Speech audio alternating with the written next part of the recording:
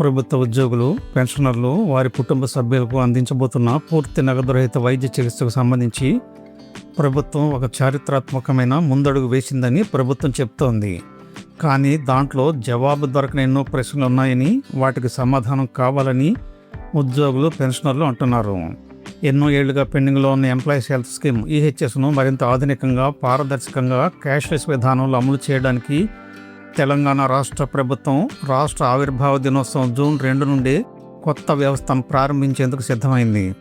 అయితే ఈ పథకం మొదలు పెట్టడం మంచిదే, కానీ దాన్ని అమలు చేసే ముందు కొన్ని అంశాలపై ప్రభుత్వం వివరణ ఇవ్వాలని యూనియన్లు కోరుతున్నాయి.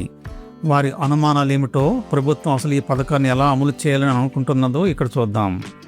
గతంలో ఇచ్చిన హామీ మేరకు, మరి ముఖ్యంగా గత నెల జరిగిన జాయింట్ స్టాఫ్ కౌన్సిల్ సమావేశంలో ప్రభుత్వం ఇచ్చిన హామీ మేరకు ఈ పథకం ద్వారా ఉద్యోగులకు, పెన్షనర్లకు డిజిటల్ హెల్త్ కార్డులు అందిస్తారు. కార్పొరేట్ స్థాయి వైద్య సేవలు లభిస్తాయి. నమోదైన ఆసుపత్రుల్లో పూర్తి నగదు రహిత చికిత్స లభిస్తుంది. ఇది ఉద్యోగులు, పెన్షనర్లు అనేక సంవత్సరాలుగా కోరుతున్న డిమాండ్లలో అతి ముఖ్యమైన డిమాండ్. ఈ పథకాన్ని మొదటగా తెలంగాణ ఆవిర్భావ దినోత్సవం సందర్భంగా జూన్ 2వ తేదీన ప్రారంభించాలని ప్రభుత్వం భావించినప్పటికీ, క్షేత్రస్థాయిలో లోపాలు లేకుండా పటిష్టంగా అమలుపరిచేందుకు మరికొద్ది రోజుల్లో దీనిపై మరికొన్ని నిర్ణయాలు తీసుకున్నాక, కొన్ని మార్పులు చేశాక దీన్ని ఈ నెలలోనే ప్రభుత్వం అమలు చేయాలని నిర్ణయించింది. ఇప్పటికీ ఈ నెలలో హెల్త్ కేర్ ట్రస్ట్ మినహాయింపులను కూడా ఉద్యోగులు, పెన్షనర్ల నుండి ప్రభుత్వం కట్ చేసింది. గతంలో హెల్త్ కార్డుల అమల్లో అనేక సమస్యలు ఎదురయ్యేవి. ముఖ్యంగా ఆసుపత్రులు దీన్ని పూర్తి స్థాయిలో అమలు చేసేవారు కాదు. బిల్లుల చెల్లింపులో ప్రభుత్వ జాప్యం, ఎంప్లాయీస్ హెల్త్ స్కీమ్ కార్డుల మీద కొన్ని ఆసుపత్రులు అసలు వైద్యమే చేయకపోవడం, లేదా అదనంగా మరికొంత సొమ్ము కట్టించుకొని మాత్రమే వైద్యం చేయడం, ఈహెచ్ఎస్ కార్డుల మీద చికిత్స కోసం వచ్చిన వారిని సరిగ్గా పట్టించుకోకపోవడం వంటి అనుభవాలను దృష్టిలో ఉంచుకొని ఈసారి ప్రభుత్వం పూర్తిగా సరికొత్త పద్ధతిలో ఈ హెల్త్ స్కీమ్ను నడపాలని అనుకుంటోంది. ఈ కొత్త వ్యవస్థకు కేంద్రంగా ఎంప్లాయీస్ హెల్త్ కేర్ ట్రస్ట్ ఏర్పాటు చేయబోతోంది. ఈ ట్రస్టు పూర్తిగా స్వయం ప్రతిపత్తి, అంటే అటానమస్ కలిగిన సంస్థగా పనిచేస్తుంది. ఉద్యోగులు, పెన్షనర్ల భాగస్వామ్యంతో నిర్వహించబడుతుంది. ట్రస్ట్లో ఉద్యోగ సంఘాల నుండి 6 ప్రతినిధులు ఉంటారు. అలాగే పెన్షనర్ల సంఘాల నుండి 2 ప్రతినిధులు సభ్యులుగా ఉంటారు. ట్రస్ట్ యొక్క రోజువారీ కార్యకలాపాలను, పరిపాలనను పర్యవేక్షించడానికి ఒక సీనియర్ ప్రభుత్వ అధికారి, చీఫ్ ఎగ్జిక్యూటివ్ ఆఫీసర్ (సిఇఓగా) నియమిస్తారు. ఈ ట్రస్ట్ కార్యకలాపాల కోసం ప్రభుత్వం ప్రత్యేకంగా ఒక బ్యాంకు ఖాతాను ఏర్పాటు చేసింది. ఉద్యోగులు చెల్లించే 1.5 కాంట్రిబ్యూషన్కు సమానంగా ప్రభుత్వం కూడా తన వాటాను జమ చేస్తుంది. ఈ పథకం పటిష్టంగా అమలు చేసేందుకు ఉద్యోగులు, పెన్షనర్ల ఖచ్చితమైన డేటా సేకరణను ప్రభుత్వం చేపట్టింది. ఆర్థిక శాఖ ఇప్పటికే అన్ని శాఖలకు సర్క్యులర్ జారీ చేసింది. ఉద్యోగులు, పెన్షనర్లు, వారి కుటుంబ సభ్యులు లేదా వారిపై ఆధారపడిన వారి వివరాలను మే 31వ తేదీలోపు ఆన్లైన్ పోర్టల్లో అప్లోడ్ చేయాలని స్పష్టం చేసింది.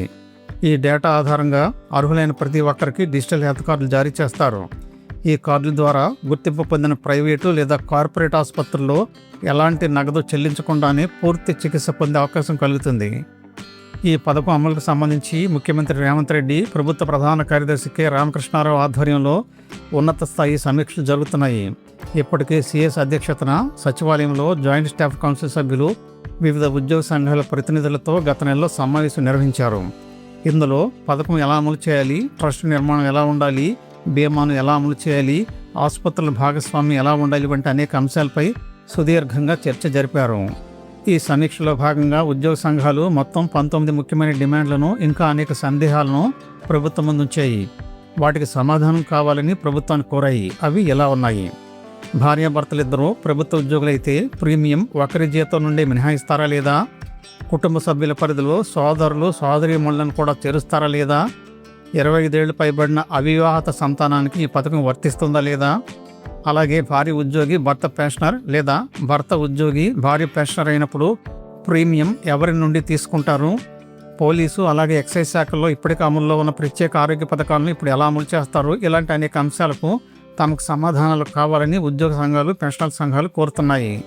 ఇవే కాకుండా ఇంకా అనేక సమస్యలను కూడా వారు లేవనెత్తారు. ఆయుష్ ఆసుపత్రుల్లో చికిత్సకు అనుమతి, ఇతర రాష్ట్రాల్లో అత్యవసర చికిత్స సౌకర్యం, ప్రతి సంవత్సరం ఉచిత హెల్త్ చెకప్, ట్రస్ట్లో ఉద్యోగ సంఘాల ప్రాతినిధ్యం పెంపు, అత్యవసర పరిస్థితుల్లో ముందస్తు అనుమతి లేకుండా ఏ ఆసుపత్రిలోనైనా చికిత్స పొందే అవకాశం వంటి అంశాలకు కూడా ప్రభుత్వం సమాధానం చెప్పాలని ఉద్యోగ, పెన్షనర్ల సంఘాలు కోరుతున్నాయి. అలాగే చికిత్స ఖర్చులకు గరిష్ట పరిమితి ఎంత, చికిత్స తాలూకా ప్యాకేజీ పూర్తి వివరాలు, సిపిఎస్ ఉద్యోగుల రిటైర్మెంట్ సమయంలో ఆఖరి బేసిక్ పే ఆధారంగా ప్రీమియం లెక్కింపు వంటి అంశాలపై కూడా ప్రభుత్వం సమాధానం చెప్పాలని ఉద్యోగ సంఘాలు డిమాండ్ చేస్తున్నాయి. అదేవిధంగా కంటింజెంట్ ఉద్యోగుల విషయంలో పథకం ఎలా అమలు చేస్తారని వారు అడుగుతున్నారు. వారికి ప్రీమియం మినహాయించేటప్పుడు పే బిల్లుల్లో ప్రభుత్వ వాటాను, ఉద్యోగుల వాటా కాలంలను స్పష్టంగా చూపిస్తారా లేదా అని కూడా వారు అడుగుతున్నారు.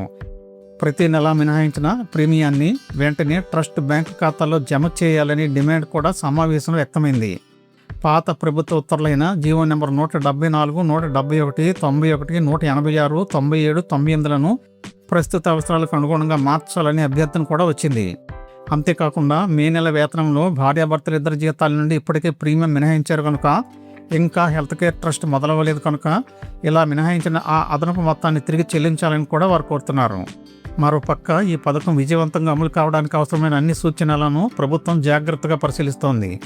ఉద్యోగ సంఘాలు, పెన్షన్ల సంఘాలతో పాటు ఆసుపత్రుల యాజమాన్యాలతో కూడా ప్రత్యేక సమావేశాలు నిర్వహిస్తున్నారు. వారి అభిప్రాయాలను కూడా పరిగణలోకి తీసుకుంటున్నారు. ట్రస్ట్ ఏర్పాటుకు సంబంధించి అధికారిక ప్రకటన రాబోయే కొద్ది రోజుల్లోనే వెలువడే అవకాశం ఉంది. మొత్తానికి తెలంగాణ ప్రభుత్వం తీసుకొస్తున్న ఈ కొత్త ఎంప్లాయీస్ హెల్త్ స్కీము రాష్ట్రంలో ఆరోగ్య పరిరక్షణ వ్యవస్థలో ఒక విప్లవాత్మక మార్పుగా నిలవబోతోంది. డిజిటల్ హెల్త్ కార్డులు, క్యాష్లెస్ వైద్యం, స్వతంత్ర ట్రస్టు, ప్రభుత్వ ఉద్యోగుల సమాన ఆర్థిక భాగస్వామ్యం వంటి అంశాలతో ఈ పథకం ఉద్యోగులు, పెన్షనర్లకు, వారి కుటుంబ సభ్యులకు దీర్ఘకాలిక భద్రతను అందించే దిశగా ఒక కొత్త అధ్యాయాన్ని ప్రారంభించబోతోంది. ఈ పథకంలో వ్యక్తమైన అన్ని అనుమానాలను ప్రభుత్వం నివృత్తి చేసిన తర్వాతనే ఈ పథకాన్ని ప్రారంభించాలని ఉద్యోగులు, పెన్షనర్లు కోరుతున్నారు.